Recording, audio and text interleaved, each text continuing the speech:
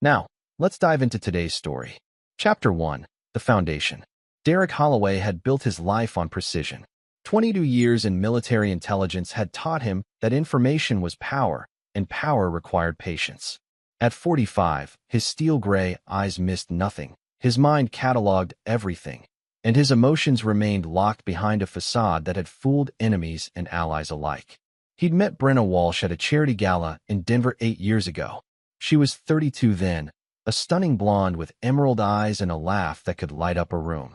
She worked in real estate, specializing in luxury properties, and had an infectious energy that drew people to her like moths to flame.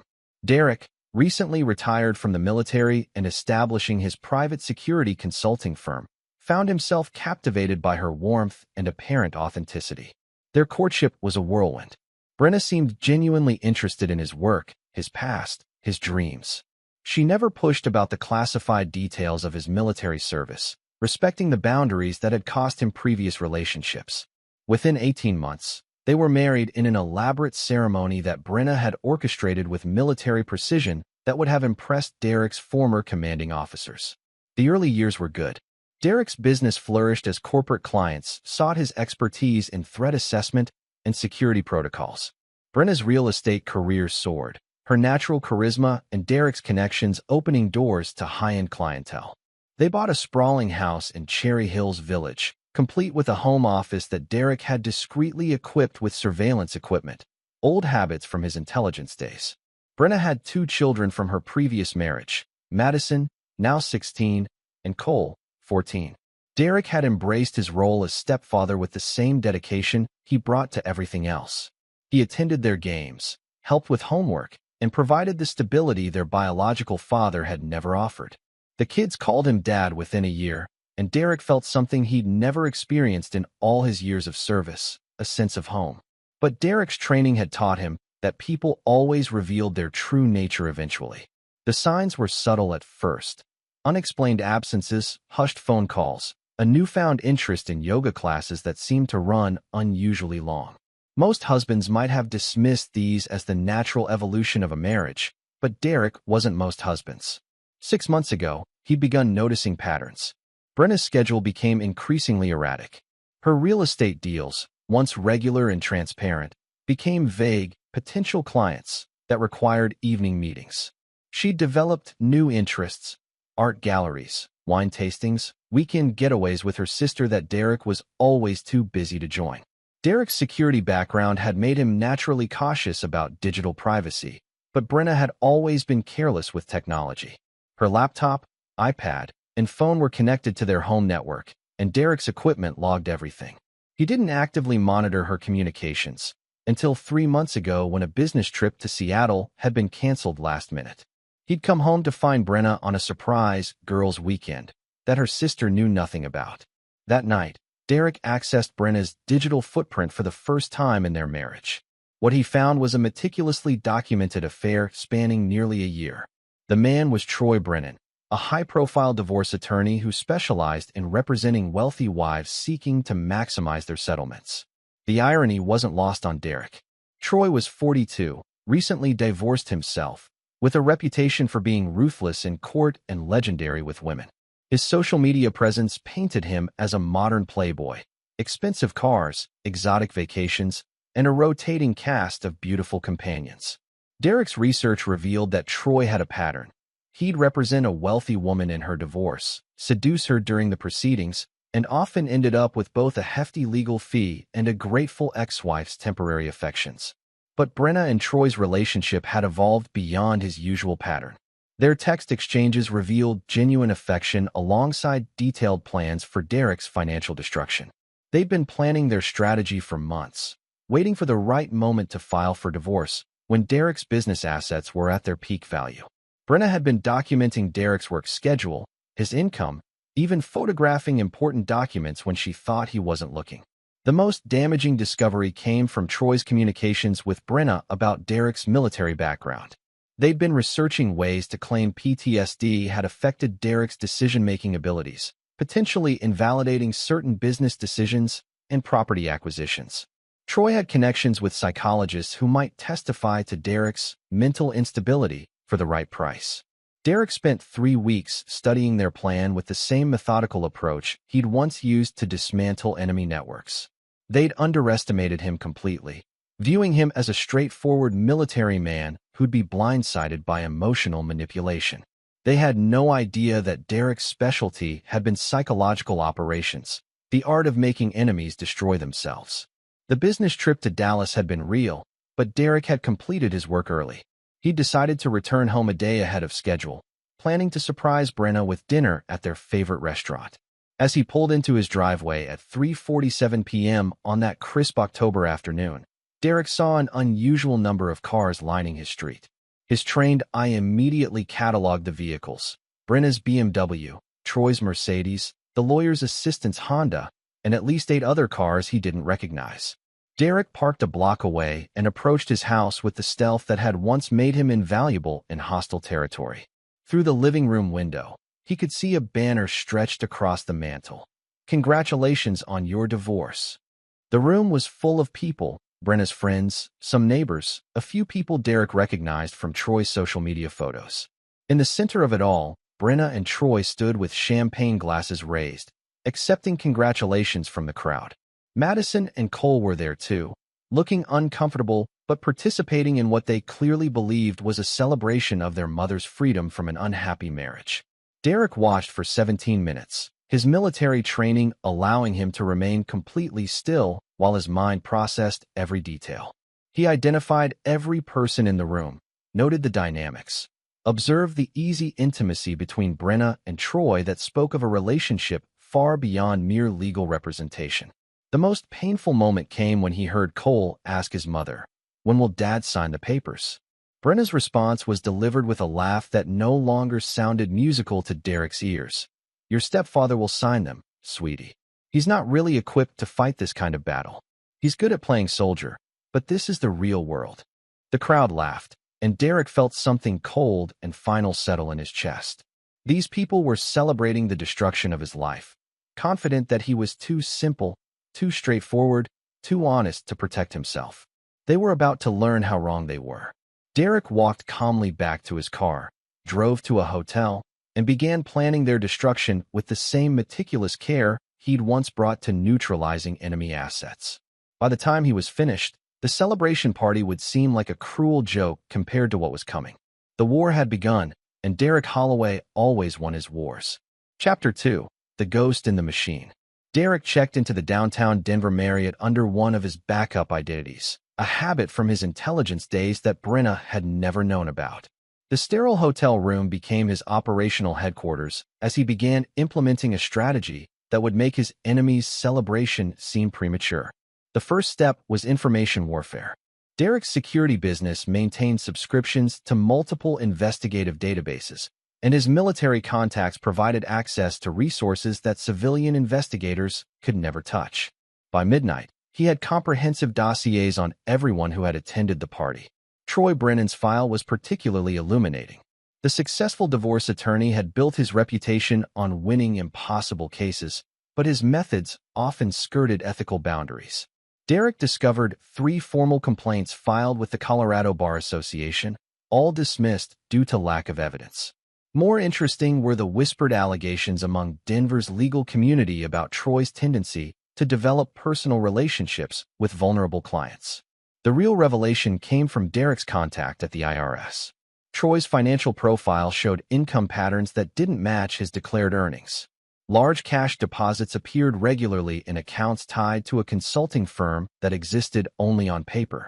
Derek's forensic accounting background, another skill from his military intelligence training, revealed that Troy was likely receiving payments from undisclosed sources. Derek's phone buzzed at 2:47 a.m. with a text from Brenna: "Flight delayed. Won't be home until tomorrow evening. Miss you." The lie was perfectly crafted, complete with a photo of an airport departure board that Derek's reverse image search revealed was taken 3 weeks ago. Derek used his access to the home security system to confirm that Brenna and Troy were spending the night in Derek's own house. The cameras showed them moving through the rooms with casual familiarity, Troy examining Derek's study with particular interest.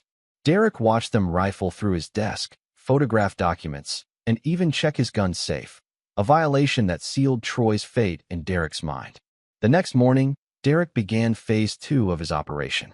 He drove to his office and activated protocols he'd established but never used. His security firm maintained relationships with private investigators across the country, many of them former military or law enforcement with flexible ethical standards when properly motivated. Within hours, Derek had teams monitoring both Brenna and Troy's activities, finances, and communications. But surveillance was only the beginning. Derek's real strength had always been psychological manipulation, understanding people's weaknesses and turning them against themselves.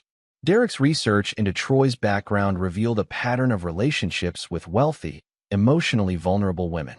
But it also showed something else. Troy was deeply in debt despite his apparent success. The expensive cars were leased, the luxury condo was mortgaged beyond its value, and Troy's lifestyle required a constant stream of new clients and supplemental income.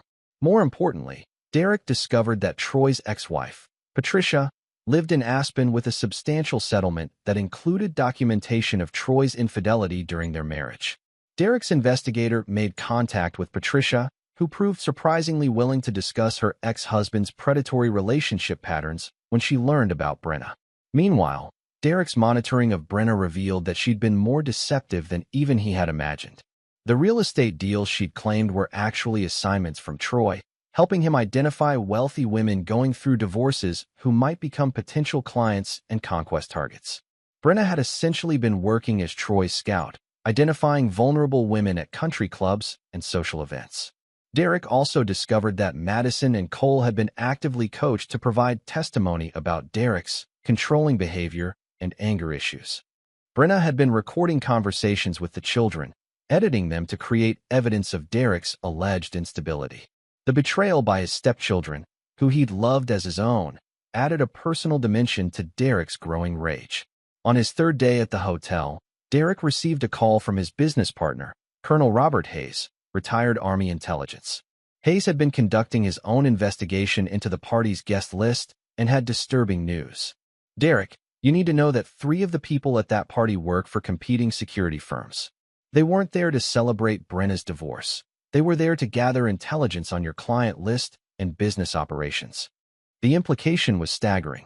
Troy hadn't just been planning to take Derek's money in the divorce. He'd been planning to destroy Derek's business by selling client information to competitors. Several of Derek's clients were high-profile individuals whose security arrangements were worth millions. Exposing their vulnerabilities could cost Derek everything he'd built. Derek's investigation revealed that Troy had connections to a private investigation firm that specialized in corporate espionage. The firm, Sentinel Strategic Solutions, had been hired by Derek's competitors to identify weaknesses in his business model. Troy's relationship with Brenna had provided the perfect inside access. The scope of the betrayal was breathtaking.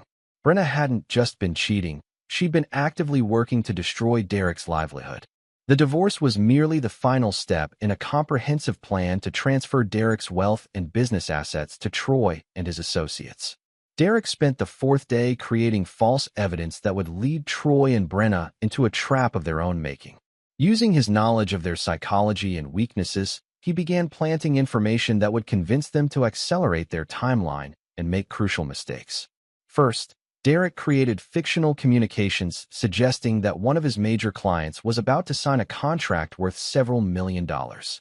He ensured that Brenna would discover this information, knowing she would share it with Troy. The prospect of timing the divorce to coincide with Derek's largest payday would be irresistible. Second, Derek began displaying signs of stress and distraction, creating the impression that he was overwhelmed by business pressures and unaware of the impending divorce. He made strategic comments to mutual friends about feeling stretched thin and considering stepping back from the business. Third, Derek activated a deep cover asset he'd cultivated years earlier, a woman named Rebecca Sterling who worked in Troy's law firm. Rebecca had provided Derek with occasional information about corporate clients' security needs, but she also had access to Troy's case files and calendar. Derek revealed just enough about Troy's plan to ensure Rebecca's cooperation in gathering more detailed intelligence. By the end of the week, Derek had a complete picture of Troy and Brenna's strategy, their timeline, and their vulnerabilities. More importantly, he'd identified the psychological pressure points that would allow him to turn their conspiracy against them. The final piece of Derek's preparation involved his children. Despite their betrayal, Derek needed to understand their true level of involvement. His monitoring revealed that Madison and Cole genuinely believed Derek was a distant, controlling stepfather who made their mother unhappy. Brenna had spent months poisoning their perception of him, creating a narrative where Derek was the obstacle to their family's happiness. Derek felt a cold clarity settle over him as he reviewed the evidence. Brenna and Troy had declared war on everything he valued: his marriage, his children, his business, and his reputation. They'd celebrated his destruction while he was away, confident that he was too simple and straightforward to fight back effectively.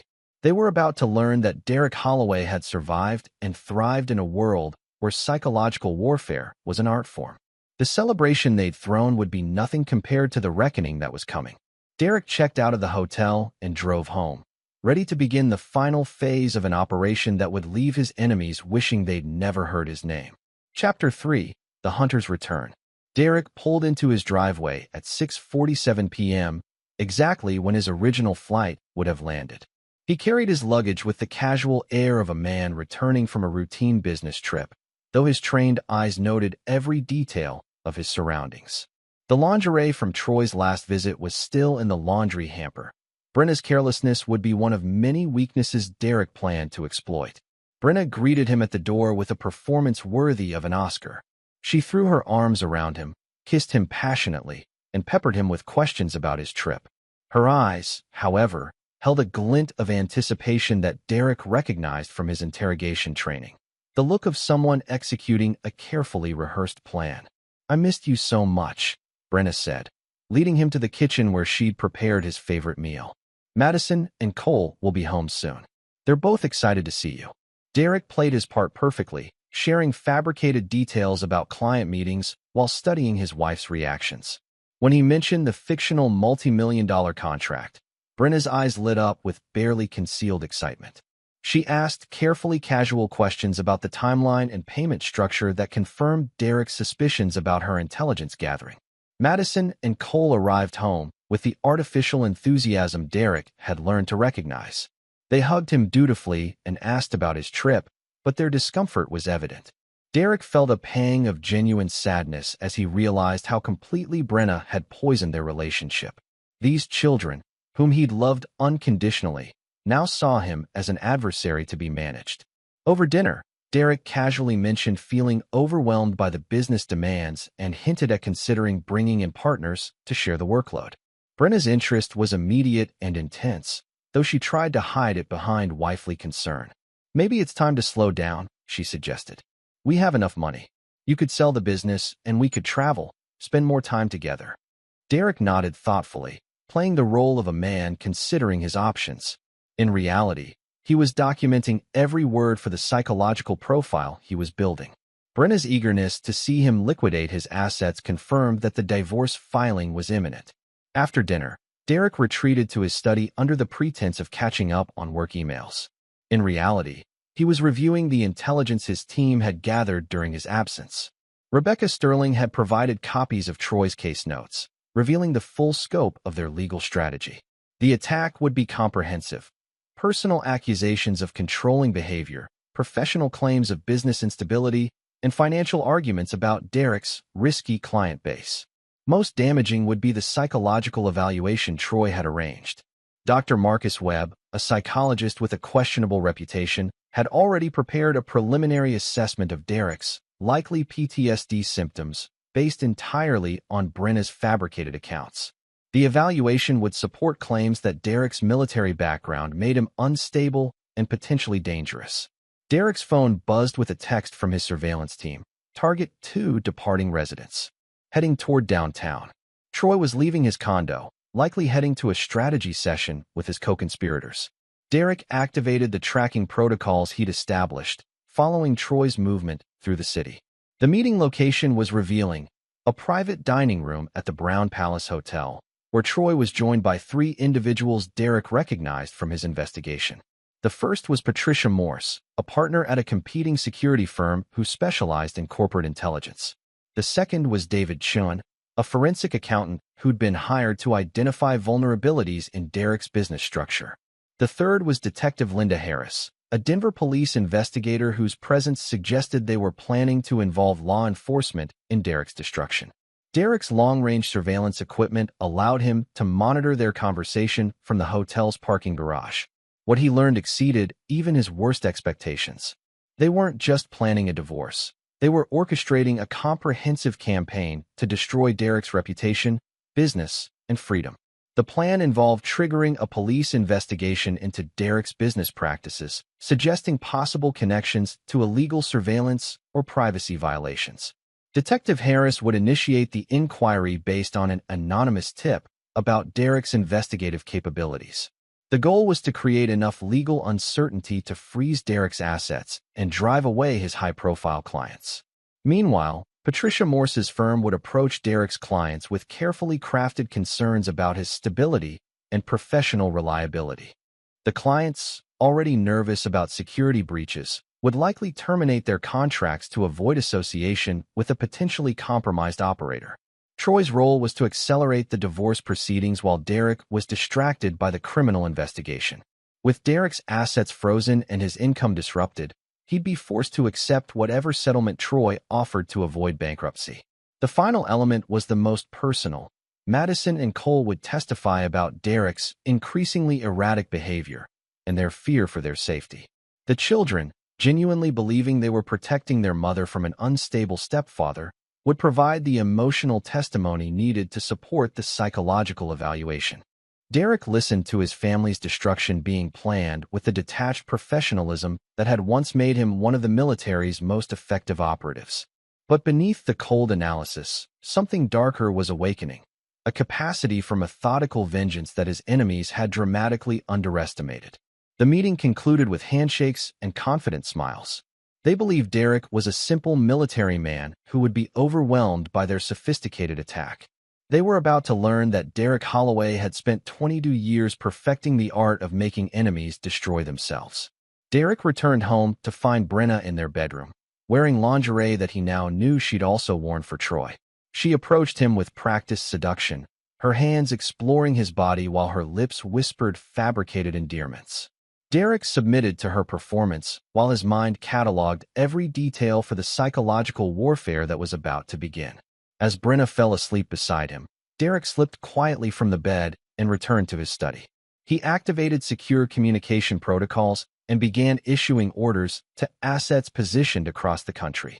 The network he'd built during his military career was about to be unleashed on civilians who had no idea what they'd awakened. Derek's first move was subtle but devastating. He accessed Troy's digital footprint and began implanting evidence that would suggest Troy was blackmailing his clients. Using sophisticated techniques he'd learned in psychological operations, Derek created a pattern of communications that would appear to show Troy demanding additional payments from vulnerable women in exchange for favorable divorce settlements. The beauty of the strategy was that it used Troy's actual relationship patterns against him.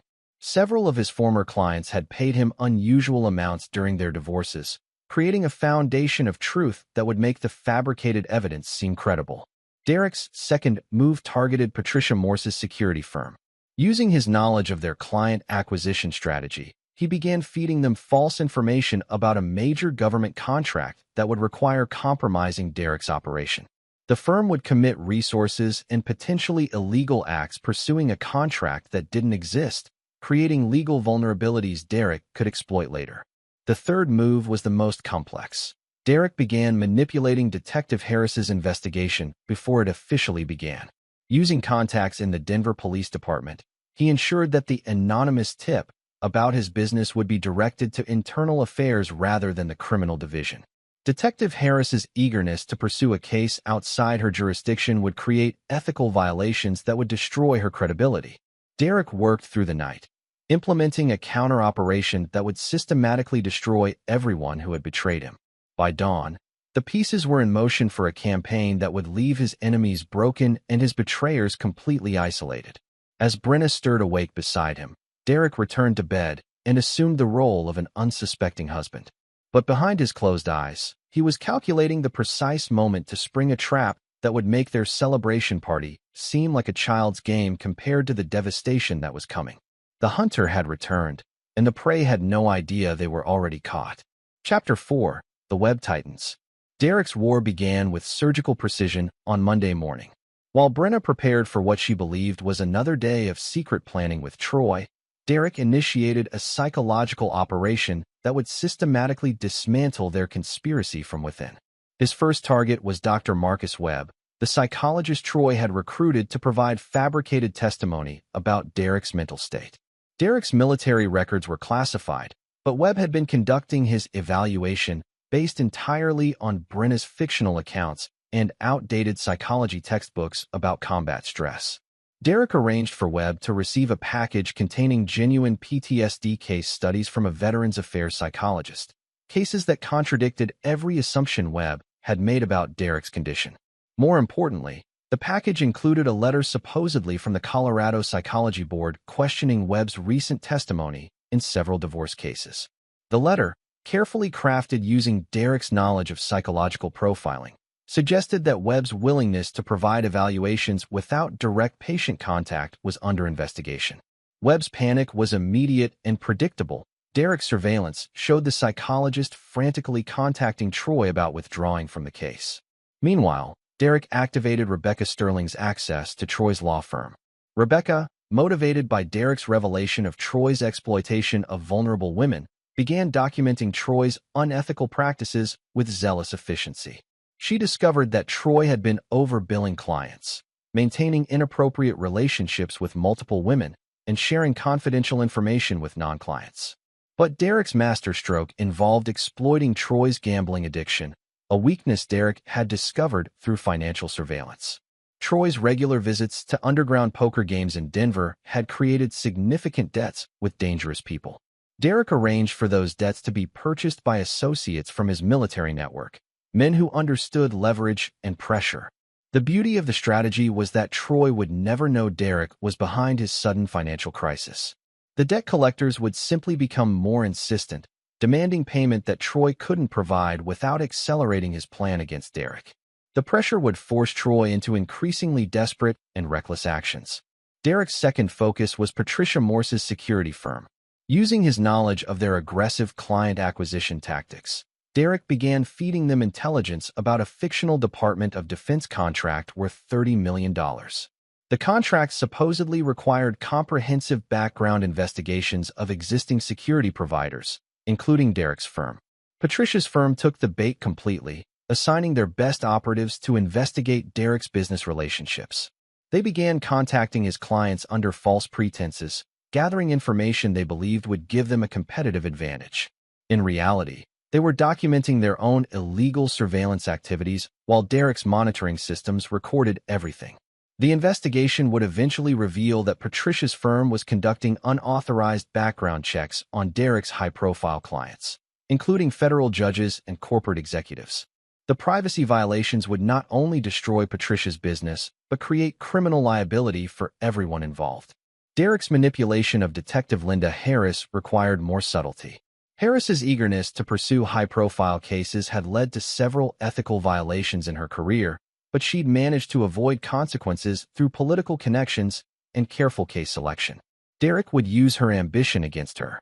Through a network of informants Derek had cultivated during his security work, Harris began receiving anonymous tips about Derek's supposed illegal surveillance activities. The tips were carefully crafted to suggest a major case that could advance Harris's career, but they also pushed her to pursue investigations outside her jurisdiction and expertise. Derek ensured that Harris's inquiries would quickly attract the attention of federal agencies who actually regulated private security operations. Her unauthorized investigation would create jurisdictional conflicts and expose her pattern of overreaching, career-ending mistakes disguised as ambitious police work. But Derek's most complex target was his own family. Madison and Cole's betrayal had cut deepest, but Derek recognized that they were victims of Brenna's manipulation rather than willing conspirators. His approach required separating the children from their mother's influence while exposing her deception. Derek began by subtly contradicting the narrative Brenna had created about their relationship. He started leaving small gifts for the children: Madison's favorite coffee from a shop near her school, Cole's preferred video game that Derek claimed to have ordered weeks ago. The gestures were designed to show thoughtfulness that contradicted Brenna's claims about Derek's indifference. More importantly, Derek began documenting his actual interactions with the children using discrete recording devices. When Brenna claimed Derek had yelled at Madison about her grades, Derek's recordings would show a patient conversation about study strategies. When she described Derek as controlling Cole's activities, the recordings revealed Derek encouraging his stepson's independence.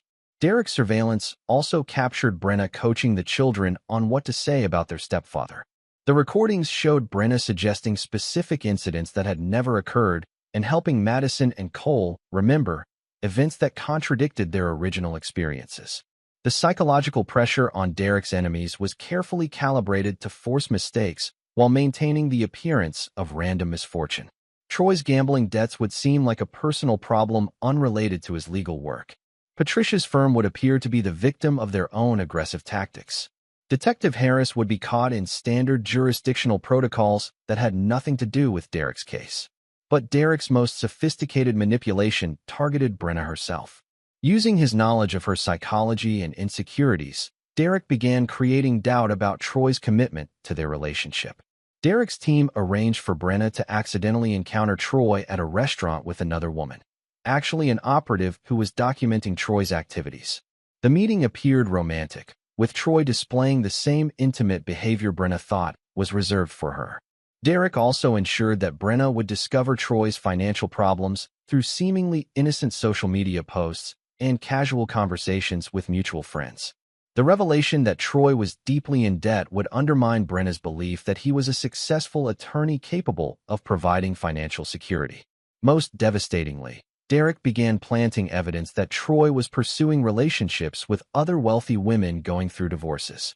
Phone records and social media activity suggested that Brenna was just one of several women Troy was manipulating simultaneously. The psychological impact was immediate.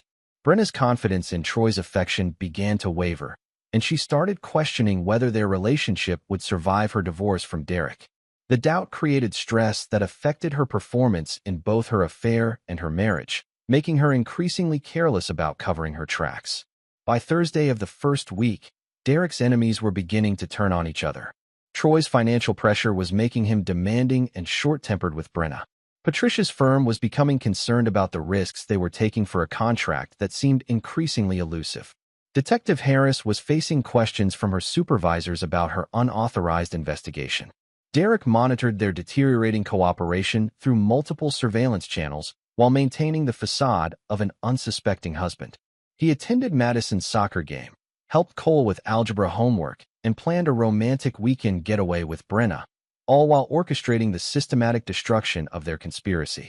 The beauty of Derek's strategy was that his enemies were defeating themselves through their own weaknesses and illegal actions. Troy's gambling, Patricia's greed, Harris's ambition, and Brenna's insecurity were being weaponized against them without any direct action that could be traced back to Derek. But Derek's ultimate goal wasn't just victory. It was total psychological domination. He wanted his enemies to understand that they had challenged someone far more dangerous than they could imagine. The real war was just beginning, and Derek intended to win it so decisively that no one would ever underestimate him again. As the first week of his campaign concluded, Derek prepared for the next phase, forcing his enemies into open conflict with each other while positioning himself as the obvious winner of any confrontation. The celebration party would soon seem like a distant memory compared to the destruction that was coming. Chapter 5. The Fractures Spread. The second week of Derek's campaign began with Troy Brennan's world collapsing in ways that seemed unrelated but were meticulously orchestrated. Derek's military contacts had purchased Troy's gambling debts and were now applying pressure that went far beyond financial obligation. Vincent "Vinny" Torino, a former Army Ranger who now worked private security in Las Vegas, visited Troy's office on Monday morning. Vinny's appearance, scarred hands, cold eyes, and the kind of stillness that suggested violence was always an option, terrified Troy's secretary and clients. But Vinny's message was delivered with professional courtesy that made it more frightening than any threat. "Mr. Brennan, you owe certain people a considerable amount of money. These people have sold your debt to individuals who are less patient than they were. I'm here to discuss a payment plan that works for everyone involved." Troy's hands shook as he reviewed documents showing debts totaling $340,000 from poker games, sports betting, and casino credit lines. The debts had been accumulating for months, but the original creditors had been patient because of Troy's legal reputation. The new creditors were different. They viewed Troy's luxury lifestyle as evidence that he could pay immediately if properly motivated. "I need time," Troy protested. "I have major cases coming to settlement. The money will be available soon." Vinny's smile was professionally sympathetic. "My employers are reasonable people. They understand that lawyers have a regular income. But they also understand that lawyers have assets, property, investments, professional reputation. They're willing to accept alternative forms of payment if cash isn't immediately available." The implications were clear. Troy's professional license, his condo, even his personal safety were now collateral for debts that Derek had engineered. The pressure would force Troy to accelerate his timeline against Derek while making increasingly desperate decisions. Meanwhile, Patricia Morse's security firm was discovering that their investigation of Derek's clients had attracted unwanted federal attention. FBI Special Agent Sarah Rodriguez contacted Patricia's office on Tuesday afternoon with questions about unauthorized surveillance activities that had been reported by several high-profile individuals. "Ms. Morse, we've received complaints that your firm has been conducting background investigations without proper authorization. Several federal judges and corporate executives have reported suspicious inquiries about their security arrangements." Patricia's confidence evaporated as Agent Rodriguez described investigations that Patricia's team had conducted in pursuit of the fictional Department of Defense contract. The FBI had been monitoring those activities as potential industrial espionage, and Patricia's firm was now under federal investigation for privacy violations. "I can explain everything," Patricia said, though she couldn't explain why the DoD contract seemed to have vanished from all official records. "I'm sure you can," Agent Rodriguez replied. "We'll be scheduling formal interviews with your entire investigative team. I suggest you retain counsel familiar with federal privacy law." Derek's manipulation of Detective Linda Harris was even more sophisticated. Harris's unauthorized investigation of Derek's business had triggered automatic notifications to the Colorado Bureau of Investigation, which maintained oversight of private security licensing. CBI investigators contacted Harris's superiors with concerns about jurisdictional overreach and potential misconduct. Captain James Morrison called Harris into his office on Wednesday morning with a file that made her stomach sink. "Linda, I'm getting calls from federal agencies asking why one of my detectives is investigating a private security firm without coordination or authorization. The CBI wants to know if we're conducting some kind of joint operation that they weren't informed about." Harris tried to explain her anonymous tips and suspicions about Derek's activities, but her explanations only made her situation worse. The captain noted that Harris had been pursuing investigations outside her expertise and jurisdiction, using police resources for unauthorized intelligence gathering. "You're suspended pending internal investigation," Morrison announced. "Turn in your badge and weapon. This could result in criminal charges if it turns out you've been conducting unauthorized surveillance." But Derek's most devastating attack targeted the relationship between Brenna and Troy. Using psychological manipulation techniques he'd perfected in military intelligence, Derek began systematically destroying their trust in each other. Derek's team arranged for Brenna to receive anonymous messages with photos of Troy meeting other women. The photos were legitimate. Troy's pattern of pursuing multiple wealthy clients was well documented, but Derek's operatives ensured that Brenna would interpret them as evidence of ongoing infidelity. The messages were accompanied by financial documents showing Troy's massive debts and declining income. Brenna discovered that the successful attorney she'd fallen in love with was actually a desperate man facing financial ruin and potential violence from creditors. Most damaging was a fabricated conversation Derek's team provided to Brenna, supposedly recorded by one of Troy's gambling associates. In the recording, created using voice synthesis technology Derek had access to through military contacts, Troy discussed his relationship with Brenna in crude terms that suggested she was merely a means to financial recovery. "The bitch thinks I'm in love with her," the fake Troy said. "But once I get her old man's money, she'll be just another divorce client. These desperate housewives are all the same. They need someone to tell them they're special while they destroy their own families." Brenna's reaction was immediate and predictable. She confronted Troy during what she thought was a private meeting at his condo, but Derek's surveillance captured every word of their argument. "You bastard," Brenna screamed. "You're just using me like all the others. Everything you said about loving me was a lie." Troy's denials were desperate and unconvincing, especially when Brenna confronted him with evidence of his financial problems and the photos of him with other women. His explanation, that the debts were temporary and the women were clients, only confirmed Brenna's suspicions that she was being manipulated. "I thought you were different," Brenna said, her voice breaking. "I destroyed my marriage for you, and you're just another lying predator." Troy's response revealed his true character. "Your marriage was already destroyed, Brenna. You came to me because you were unhappy and wanted out. Don't blame me for giving you what you asked for." The argument escalated until Brenna stormed out, their conspiracy fractured by mutual distrust and recrimination. Derek's surveillance showed both of them spending the rest of the week trying to salvage their individual positions while abandoning their joint strategy. Troy's desperation led him to make the exact mistake Derek had anticipated. Facing pressure from creditors and loss of Brenna's cooperation, Troy decided to accelerate the divorce filing and pursue Derek's assets independently. But without Brenna's inside information and cooperation, Troy's legal strategy became transparent and predictable. Troy filed for emergency orders claiming Derek posed an immediate threat to Brenna and the children.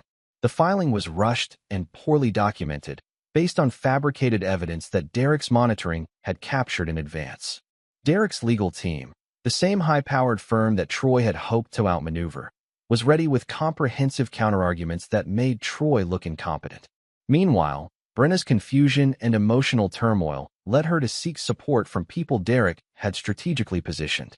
Dr. Amanda Chun, a therapist who specialized in marriage counseling, had been recommended to Brenna by a friend who was actually one of Derek's assets. Dr. Chin's sessions with Brenna were designed to help her recognize the manipulation she'd experienced while gradually revealing the extent of her betrayal of Derek. The therapy created genuine guilt and confusion that undermined Brenna's ability to maintain her deception. By Friday of the second week, Derek's enemies were in full retreat. Troy was facing financial ruin, federal investigation, and the collapse of his legal case. Patricia's firm was under criminal investigation and had lost several major clients. Detective Harris was suspended and facing potential criminal charges. Brenna was emotionally devastated and beginning to question everything she'd believed about her relationship with both Troy and Derek. But Derek wasn't finished. He'd dismantled their conspiracy and turned them against each other. But his ultimate goal was complete psychological domination. He wanted them to understand that they had challenged someone who operated on a level they couldn't comprehend. As Derek reviewed the week's intelligence reports, he felt the cold satisfaction of a predator who had successfully isolated his prey. The real destruction was about to begin, and Derek intended to ensure that his enemies would never recover from the mistakes they'd made. The celebration party had marked the beginning of their downfall. Now Derek was ready to show them what real power looked like when applied with military precision and unlimited resources. Chapter 6. The Reckoning begins. Week 3 of Derek's campaign opened with Troy Brennan's professional life imploding in spectacular fashion. The combination of gambling debts, federal investigation, and his disastrous legal filing against Derek had created a perfect storm that would destroy everything Troy had built.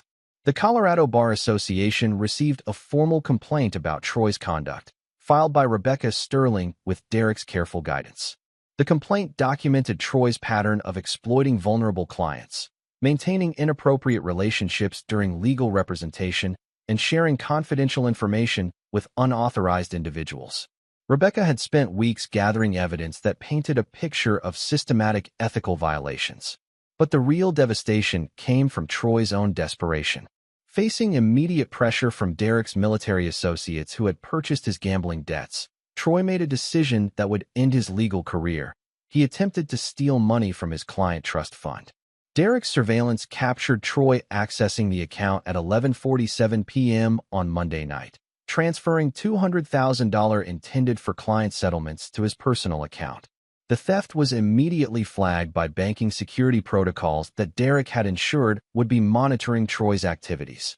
"Mr. Brennan," said Detective Robert Chun, no relation to Dr. Amanda Chun. When he arrived at Troy's office Tuesday morning, "You're under arrest for theft of client funds and misappropriation of attorney trust accounts." Troy's arrest was captured by news media that Derek's contacts had alerted about the prominent attorney's downfall. The images of Troy in handcuffs, his expensive suit wrinkled and his face showing panic, were broadcast across Denver's legal community within hours. Patricia Morse's security firm faced an even more comprehensive destruction. The FBI investigation into their unauthorized surveillance had expanded to include charges of wire fraud, privacy violations, and conspiracy to commit industrial espionage. Agent Rodriguez's team had discovered that Patricia's firm had been selling confidential information about their surveillance targets to competitors and foreign intelligence operatives. Derek's fictional Department of Defense contract had led Patricia's team to document their own illegal activities so thoroughly that prosecutors would have overwhelming evidence for multiple felony charges. The firm that had planned to destroy Derek's business through illegal surveillance was now facing federal prison sentences for crimes Derek had manipulated them into committing. "We've identified systematic violations of federal privacy law," Agent Rodriguez told reporters outside Patricia's office as FBI agents carried out boxes of evidence. "This organization appears to have been operating as a criminal enterprise rather than a legitimate security firm." Detective Linda Harris's situation was equally catastrophic. The internal affairs investigation had revealed that her unauthorized pursuit of Derek was just the latest in a pattern of misconduct that included taking bribes, falsifying evidence, and conducting personal investigations using police resources. Harris's suspension had triggered a comprehensive review of her cases, revealing that several convictions she'd obtained were based on illegally gathered evidence. The district attorney's office was facing the prospect of multiple overturned convictions and civil rights lawsuits stemming from Harris's violations. "Detective Harris has been terminated and is facing criminal charges," announced Captain Morrison in a press conference that Derek watched with cold satisfaction. "We're reviewing all cases she was involved in for potential misconduct." But Derek's most complex target remained his own family. Brenna's therapy sessions with Dr. Amanda Chun had created genuine psychological turmoil as she began to recognize the extent of her betrayal and manipulation. "I don't understand how I became this person," Brenna confessed during a session that Derek's surveillance equipment recorded. "I convinced myself that Derek was the problem, but I think I was just looking for excuses to justify what I wanted to do." Dr. Chun guided Brenna through a process of recognizing the psychological manipulation she'd experienced while also confronting her own choices. The therapy was legitimate. Derek wanted Brenna to genuinely understand her betrayal rather than simply being punished for it. "You allowed Troy to convince you that your marriage was worse than it was," Dr. Chun observed. "But you also made choices to deceive your husband and involve your children in that deception. Understanding why you made those choices is the first step toward making better ones." Brenna's growing awareness of her situation created genuine remorse that manifested in her behavior toward Derek. She began trying to reconnect with her husband, expressing affection and interest that seemed authentic because it was, though Derek knew it was motivated by guilt rather than love. Derek's manipulation of Madison and Cole was even more sophisticated. He'd begun revealing his evidence of their mother's coaching gradually, allowing them to recognize the manipulation they'd experienced without directly attacking Brenna. Derek left transcripts of Brenna's coaching sessions where the children would find them, presented as therapy materials for marriage counseling. The transcripts showed their mother suggesting specific false memories and encouraging them to exaggerate their negative feelings about Derek. The psychological impact on the children was immediate. Madison, now 17 and more capable of understanding adult deception, was devastated to realize how her mother had manipulated her perceptions of Derek. "Did Mom really coach us to lie about you?" Madison asked Derek during a car ride that he'd specifically arranged to be private. Derek's response was carefully crafted to convey hurt without creating hostility toward Brenna. "Your mother was unhappy and confused, Madison. She convinced herself that I was the source of her problems, and she needed you and Cole to support that belief. But that doesn't mean she doesn't love you. It means she made some very bad choices." Cole's reaction was even more intense. At 15, he was old enough to understand betrayal, but young enough to feel completely devastated by his mother's deception. His relationship with Brenna became strained as he struggled to reconcile the mother he loved with the woman who had manipulated him into betraying Derek. Derek's recordings of his actual interactions with the children, patient, supportive, and encouraging, contrasted sharply with the angry, controlling stepfather Brenna had described. The evidence of her deception created loyalty shifts that would be permanent. But Derek's ultimate revelation was reserved for the end of the third week. On Friday evening, he called a family meeting in their living room, the same room where the celebration party had occurred 3 weeks earlier. "I need to discuss some things that have been happening in our family," Derek announced, his voice carrying the authority that had once commanded military units. "Things that I think you all need to understand." Derek revealed that he knew about the affair, the conspiracy, and the celebration party. But he did so with evidence that was so comprehensive and detailed that denial was impossible. Phone records, photographs, financial documents, and audio recordings painted a picture of betrayal that was undeniable. "3 weeks ago, you celebrated my destruction while I was working to support this family," Derek said, his eyes moving from Brenna to Madison to Cole. "You planned to take everything I'd built and destroy my reputation based on lies and manipulation." Brenna's face went white as Derek displayed evidence she didn't know existed. The children stared in shock at documentation of their mother's affair and their own coaching sessions. "You involved my children in a conspiracy to commit fraud," Derek continued, his voice never rising but carrying an intensity that made the room feel smaller. "You celebrated the destruction of their home while convincing them that I was the enemy." The psychological impact was devastating and immediate. Brenna began crying, not from remorse, but from the realization that Derek had known everything while she believed she was deceiving him. Madison and Cole sat in stunned silence, processing the complete collapse of everything they believed about their family situation. "What happens now?" Madison whispered, her voice barely audible. Derek's response was delivered with the cold precision of a military briefing. "Now you learn what happens when you betray someone who spent 22 years protecting this country from people who wanted to destroy it." Derek stood and walked to the window that overlooked their neighborhood, the same window through which he'd watched their celebration party 3 weeks earlier. The psychological reversal was complete. They had celebrated his defeat while he was actually orchestrating their destruction. "Troy is in jail for stealing client funds," Derek announced without turning around. "Patricia's company is under federal investigation for espionage. Detective Harris has been fired and faces criminal charges. Everything they built has been destroyed." The silence in the room was absolute as Derek's family realized they had underestimated him in ways they were only beginning to understand. "The celebration is over," Derek said finally, turning to face them with eyes that showed no trace of the man they thought they knew. "Now comes the reckoning." Chapter 7, Total War. The revelation of Derek's knowledge transformed the Holloway household into a psychological battlefield where every interaction carried the weight of betrayal and retribution. Brenna's tears had dried into a mask of desperate calculation as she realized that her husband's apparent obliviousness had been an elaborate performance covering intelligence gathering that would have impressed the CIA. Derek's demand for a family meeting the next morning was delivered with military precision. Saturday, 8 a.m., formal dining room, mandatory attendance. The location was significant. The formal dining room was where Derek conducted his most serious business discussions, and the message was clear that this would be a business negotiation rather than a family conversation. Brenna arrived first, having spent the night alternating between panic and planning. She tried to contact Troy, only to discover that his phone had been disconnected and his law office was closed pending the criminal investigation. Patricia Morse wasn't answering her calls, and Detective Harris was facing her own legal crisis. The conspiracy that had seemed so powerful 3 weeks ago had completely collapsed, leaving Brenna isolated and exposed.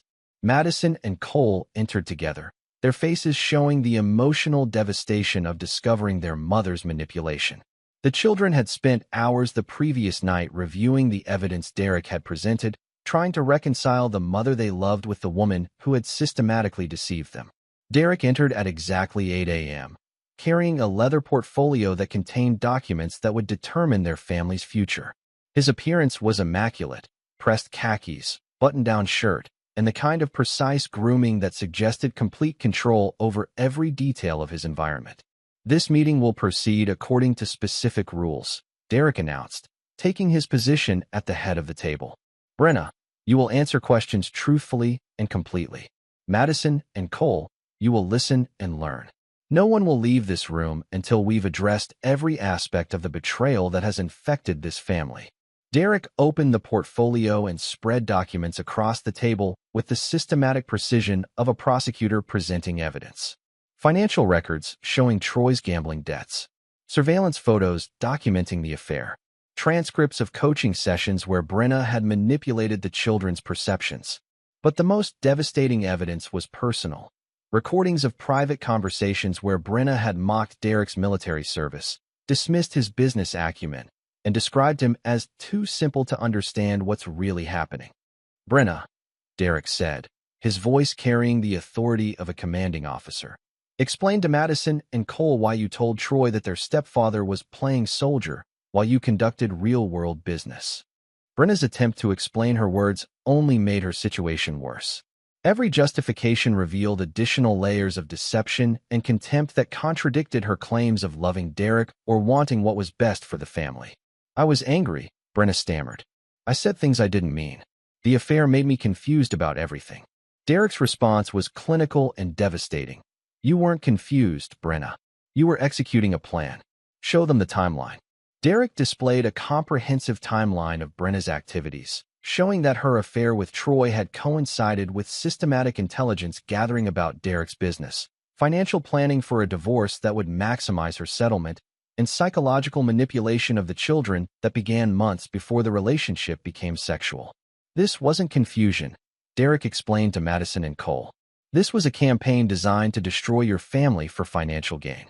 Your mother spent 6 months preparing to betray everything we'd built together. The children's reactions revealed Derek's success in separating them from their mother's influence. Madison's questions were sharp and analytical, demanding explanations that Brenna couldn't provide. Cole's anger was more direct, asking why his mother had taught him to lie about the man who had been more of a father than his biological parent had ever been. But Derek's ultimate revelation was still to come. He produced a document that made Brenna's face go completely white. A comprehensive psychological profile that Derek had commissioned from Dr. Amanda Chun based on months of surveillance and behavioral analysis. Dr. Chun has diagnosed you with antisocial personality disorder, Derek announced. Your capacity for deception, manipulation, and lack of genuine empathy suggests that you're psychologically incapable of maintaining honest relationships. The diagnosis was devastating not because it was unexpected, but because it was accurate. Dr. Chin's analysis described Brenna's pattern of using emotional manipulation to exploit the people who loved her, her inability to accept responsibility for her actions, and her tendency to view relationships as strategic opportunities rather than genuine emotional connections. This means, Derek continued, that you cannot be trusted with the emotional welfare of children. Madison and Cole deserve to understand that their mother's behavior reflects a psychological condition rather than normal relationship problems. Derek's military background had taught him that psychological warfare was most effective when it revealed truth rather than creating fiction. Brenna's disorder explained her ability to maintain elaborate deceptions while appearing genuinely loving and concerned. The meeting continued for 3 hours as Derek systematically dismantled every excuse, justification, and attempt at emotional manipulation that Brenna offered. His questions were precise and relentless, designed to force honesty about actions that Brenna had never expected to defend. By 11 a.m., the family dynamics had completely shifted. Madison and Cole were asking Derek about legal procedures for changing custody arrangements. Brenna was isolated at the opposite end of the table, facing the reality that her psychological manipulation had been documented and analyzed by professionals. Derek's final announcement was delivered with the calm authority of someone who held complete control over the situation. Brenna, you have 24 hours to vacate this house. You will take your personal belongings and nothing else. Any attempt to contact the children, influence their decisions, or interfere with this family will result in criminal charges for fraud, conspiracy, and child endangerment. Derek produced restraining order paperwork that had already been prepared and needed only Brenna's signature to avoid immediate arrest. The children have legal options regarding custody, Derek continued. They're old enough to make informed decisions about which parent can provide a stable, honest environment. I trust they'll make the right choice. Madison and Cole's response was immediate and unanimous. They wanted to remain with Derek and limit contact with their mother until she received psychological treatment for her behavioral disorders. Brenna's final attempt at emotional manipulation, tears, apologies, and promises to change, fell flat against the weight of documented evidence and professional psychological analysis. Her children now understood that her emotions were performed rather than genuine, tools of manipulation rather than expressions of authentic feeling. 24 hours, Derek repeated, closing the portfolio with the finality of a military operation reaching its conclusion. Security cameras will monitor your packing to ensure nothing unauthorized leaves this house. Derek stood and left the room, followed by Madison and Cole, who were eager to discuss their legal options and future living arrangements. Brenna remained at the table, staring at evidence of her own psychological disorders and facing the complete collapse of everything she had tried to accomplish. The celebration party 3 weeks ago had marked the beginning of Brenna's campaign against Derek. The family meeting had marked the end of her relationship with the children she had tried to use as weapons against the man who had loved them unconditionally.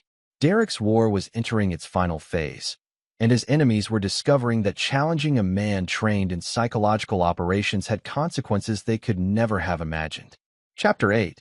The Final Moves. Derek's systematic destruction of his enemies reached its climax during the 4th week of his campaign, as the legal and financial consequences of their actions created a cascade of failures that exceeded even his strategic projections. The morning after Brenna's ultimatum, Derek received intelligence reports that confirmed his enemies were facing complete personal and professional destruction. Troy Brennan's arrest for theft of client funds had triggered a comprehensive investigation that revealed the scope of his criminal activities.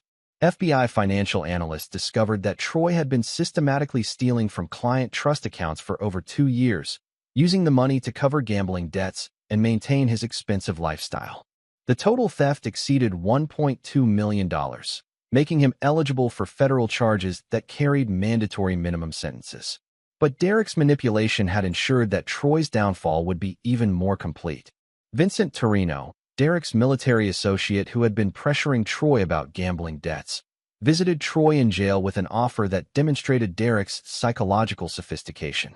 "Troy, my employers are willing to forgive your gambling debts in exchange for information about other attorneys who might have similar financial problems," Vinny explained. "We're expanding our collection business and need intelligence about potential clients."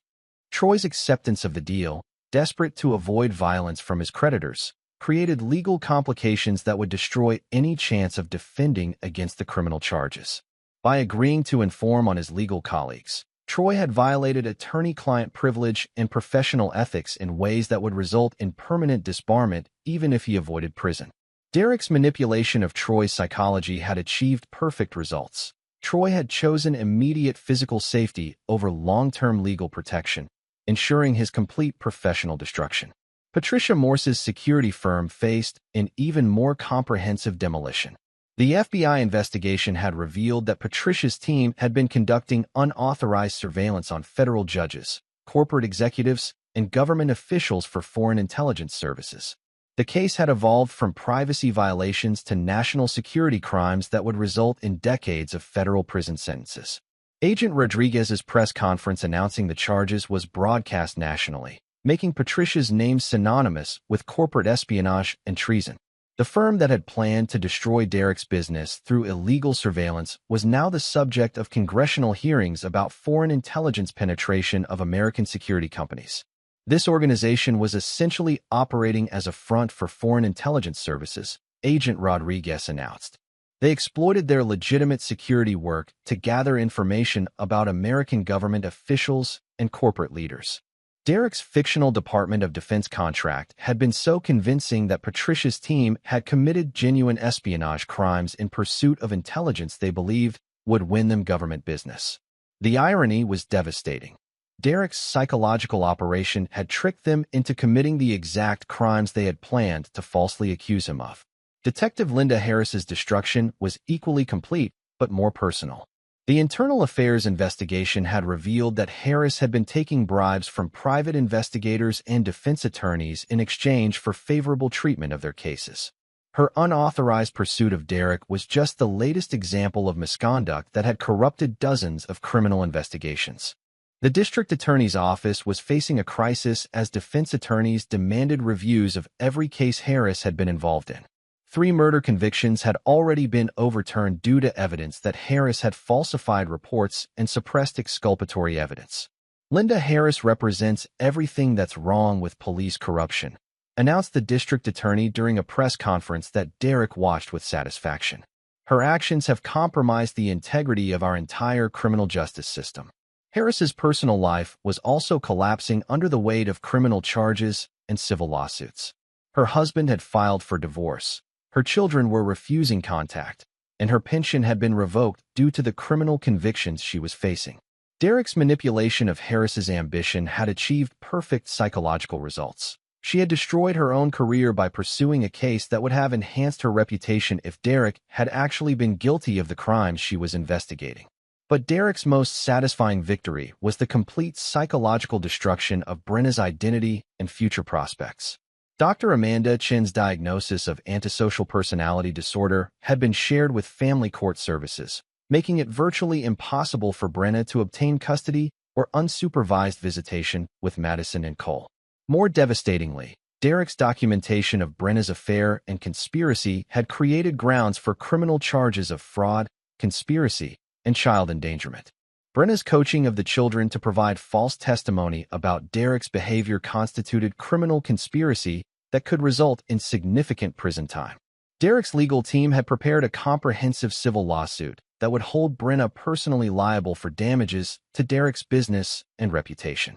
The lawsuit would seek compensation for the emotional distress caused to Madison and Cole, the financial costs of defending against false allegations, and punitive damages for conspiracy and fraud.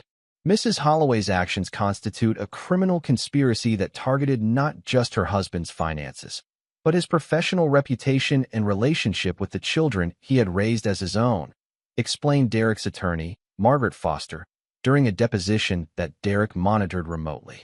The civil lawsuit would ensure that Brenna could never financially recover from her betrayal, even if she avoided criminal prosecution. Derek's comprehensive documentation of her activities had created legal liability that would follow her for decades.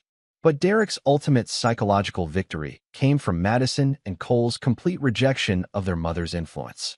The children had filed formal requests with family court services to terminate Brenna's parental rights and request adoption by Derek, despite the fact that he was only their stepfather. Brenna Holloway has demonstrated a pattern of psychological manipulation and emotional abuse that makes her unfit for parental responsibility, read the petition that Madison had written with assistance from Derek's legal team. Derek Holloway has provided the stability, support, and honest communication that we need to develop into healthy adults. The children's testimony would be devastating to any attempt Brenna might make to restore her relationship with them. They could articulate specific examples of manipulation, describe the emotional impact of being coached to lie about Derek, and explain their decision to choose Derek as their legal father. Derek's most sophisticated psychological operation involved ensuring that Brenna understood the scope of her defeat. He arranged for her to receive detailed reports about Troy's criminal charges, Patricia's espionage investigation, and Harris's career destruction. The reports were accompanied by a simple message: "This is what happens to people who betray Derek Holloway." Brenna's reaction was captured by surveillance equipment Derek had maintained in her temporary apartment. The psychological impact of realizing that Derek had orchestrated the destruction of everyone involved in the conspiracy created a level of fear and despair that approached complete mental breakdown. Derek's military training had taught him that psychological warfare was most effective when enemies understood that their defeat was total and irreversible. Brenna needed to recognize that challenging Derek had consequences that would follow her for the rest of her life. The week concluded with Derek receiving a phone call that confirmed his complete victory. Madison and Cole had been interviewed by family court services about their custody preferences, and their testimony had been so compelling that the court was prepared to grant Derek's adoption request and terminate Brenna's parental rights. "Mr. Holloway," said Judge Catherine Walsh during a conference call with Derek's attorney. "I've rarely seen children so articulate about their reasons for choosing one parent over another. Madison and Cole have clearly thought deeply about this decision, and their reasoning is sound." Derek's response was delivered with the professional courtesy that had characterized all his interactions with the legal system.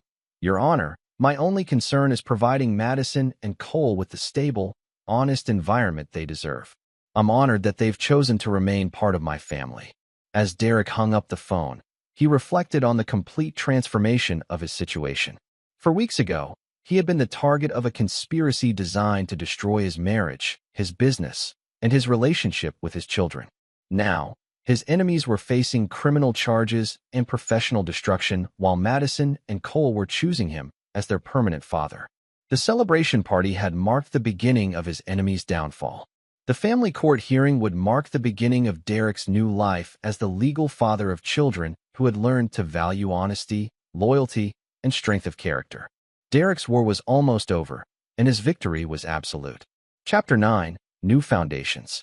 3 months after the celebration party that had marked the beginning of their destruction, Derek's enemies were facing the permanent consequences of challenging someone whose military training had prepared him for psychological warfare on a level they could never have imagined.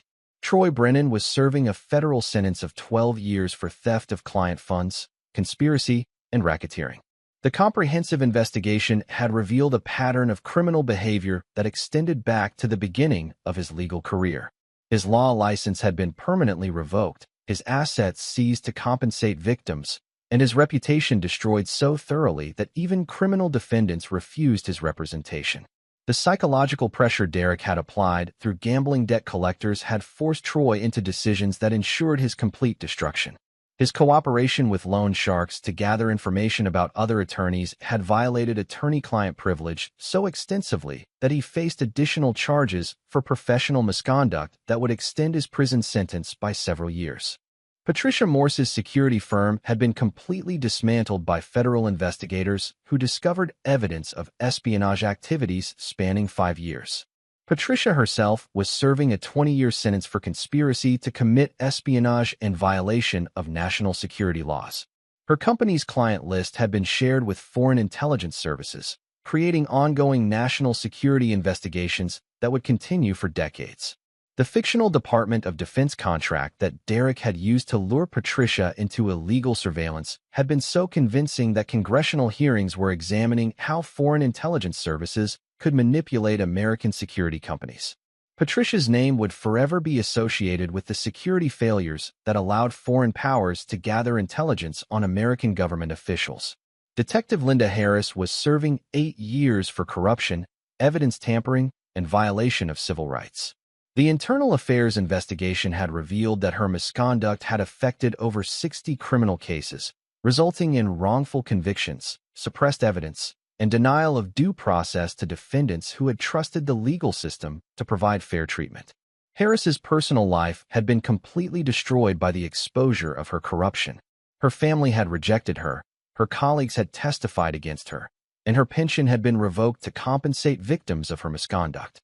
She would leave prison as a middle-aged woman with no career prospects, no family support, and a criminal record that would prevent employment in any position requiring trust or responsibility. Derek's manipulation of each enemy's psychological weaknesses had achieved results that exceeded his strategic projections. Their own character flaws, Troy's gambling addiction, Patricia's greed, Harris's ambition, and Brenna's narcissism, had been weaponized against them with surgical precision. But Derek's most complete victory was the transformation of his family structure. Madison and Cole's adoption had been finalized in family court with testimony that moved even experienced legal professionals to tears. "Derek Holloway saved our family," Madison had testified, her voice strong and clear despite the emotional weight of the hearing. "He loved us unconditionally, while our mother was planning to destroy the man who had given us everything we needed to become good people." Cole's testimony was equally powerful. "My biological father abandoned us, and my mother tried to teach us to betray the man who actually raised us. Derek never asked us to choose between our parents. He just showed us what real love and protection looked like." The judge's decision to grant the adoption and terminate Brenna's parental rights was based on evidence that demonstrated a pattern of psychological manipulation and emotional abuse that made her unfit for parental responsibility. In 30 years on the family court bench, Judge Walsh had announced, "I've rarely seen children so clear about their need to separate from a biological parent." Madison and Cole have articulated their reasoning with remarkable maturity and emotional intelligence. Derek's relationship with his newly adopted children had grown stronger through the shared experience of recognizing and overcoming manipulation. Madison was thriving in her senior year of high school, having gained confidence from understanding that her previous emotional confusion had been caused by external manipulation rather than personal weakness. Cole had embraced his role in their reformed family with enthusiasm that reflected his relief at escaping his mother's psychological control. His grades had improved dramatically once he was free from the stress of maintaining false narratives about Derek's behavior. Most importantly, both children had developed sophisticated understanding of psychological manipulation that would protect them from similar exploitation in future relationships. Derek's military training in recognizing and countering deception had become valuable life skills that he was passing on to the next generation. Derek's business had emerged from the conspiracy stronger than ever. The publicity surrounding his enemy's criminal convictions had enhanced his reputation as a security professional capable of protecting clients from sophisticated threats. Government agencies and corporate executives who had learned about Derek's successful defense against the conspiracy were eager to retain his services. The irony was perfect. The conspiracy designed to destroy Derek's business had actually demonstrated his capabilities so effectively that his client base had doubled. Companies facing industrial espionage, government officials concerned about foreign intelligence threats, and wealthy individuals worried about professional manipulation were all seeking Derek's expertise. Derek had also established a consulting practice that specialized in teaching psychological warfare techniques to military and law enforcement professionals. His successful defense against civilian conspiracy had created demand for training that would help others recognize and counter similar threats. But Derek's most satisfying achievement was the complete psychological destruction of Brenna's sense of identity and future prospects. The civil lawsuit had resulted in a judgment that would require her to pay Derek nearly $2 million in damages for fraud, conspiracy, and emotional distress. Brenna's real estate license had been revoked due to the criminal conspiracy charges, and her professional reputation was so damaged that she couldn't find employment in any field requiring trust or responsibility. She was working minimum-wage retail jobs while living in a studio apartment and facing decades of debt that would never be fully repaid. Derek's surveillance indicated that Brenna had developed severe depression and anxiety disorders that reflected the psychological impact of losing everything she had valued. Her therapy sessions revealed ongoing struggles with accepting responsibility for her actions and genuine confusion about how she had misjudged Derek so completely. The psychological profile that Dr. Amanda Chun had created was proving accurate in ways that were both scientifically interesting and personally devastating to Brenna. Her antisocial personality disorder made it difficult for her to form genuine relationships, and her history of manipulation made others suspicious of her motives even in casual interactions. Derek had achieved the ultimate psychological victory. Brenna was experiencing the social isolation and emotional confusion that she had tried to create for him. The difference was that Derek's isolation would have been based on false accusations, while Brenna's was based on documented behavior that reflected her true character. 6 months after the celebration party, Derek stood in his backyard watching Madison and Cole help their friends prepare for a graduation party that would celebrate Madison's acceptance to Stanford University. The contrast with the scene 6 months earlier was profound. Instead of celebrating his destruction, his family was celebrating their success and future together. Derek's phone rang with a call from Colonel Robert Hayes, his former business partner who had helped expose the conspiracy. "Derek, I've got a proposition for you," Hayes said. "The Pentagon is looking for consultants who can teach psychological operations to Special Forces units. Your civilian experience with counter-manipulation has impressed some very senior people." Derek considered the offer while watching his children laugh with their friends. The teenager who had been coached to betray him was now a confident young woman heading to one of America's top universities. The boy who had been taught to lie about Derek's parenting was now a strong, honest young man who understood the value of loyalty and integrity. "I'm interested, Bob," Derek replied. "But my family comes first. Madison and Cole have learned what real strength looks like, and I want to make sure they continue to have that example." Derek ended the call and joined his children's celebration, reflecting on the complete transformation of his life. The people who had celebrated his destruction were now serving prison sentences or struggling with the permanent consequences of their criminal behavior. The children who had been taught to betray him were now his legal family, bound together by shared understanding of the importance of honesty and loyalty. The celebration party 6 months ago had been intended to mark Derek's defeat. Tonight's graduation party marked the beginning of a family that had been forged through conflict and strengthened by victory. Derek Holloway had not just survived his enemy's conspiracy. He had emerged stronger, wiser, and surrounded by people who understood that challenging him was a mistake that carried permanent consequences. His war was over, and his victory was absolute and irreversible.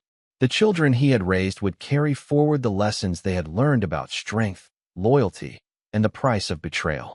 Derek's legacy would be a family that understood the value of character and the consequences of crossing someone who had dedicated his life to protecting the things he loved. In the end, Derek's enemies had taught his family the most valuable lesson of all. There are people in the world who should never be underestimated, and Derek Holloway was definitely one of them.